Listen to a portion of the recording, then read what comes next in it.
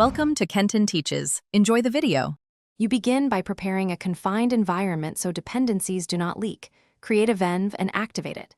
Install Python 3.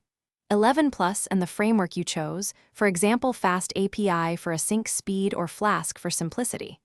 Once done, scaffold routes, a basic app factory, and a requirements file.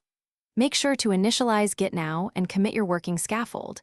This saves time and gives you a rollback point. You will iterate from this reproducible baseline. You now implement the core. Define your endpoints and data contracts, because clear contracts prevent rework. Connect an ORM like SQL Alchemy and create migrations with Alembic so schema changes are versioned. Once data is reliable, add caching with Redis and background processing via Celery or RQ to keep requests fast.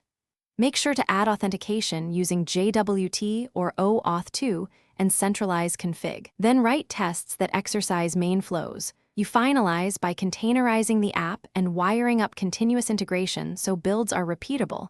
Push images to a registry and deploy with health checks.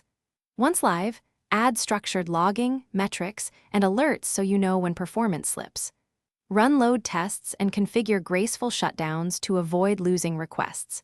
If something breaks, check the app logs and trace the request path.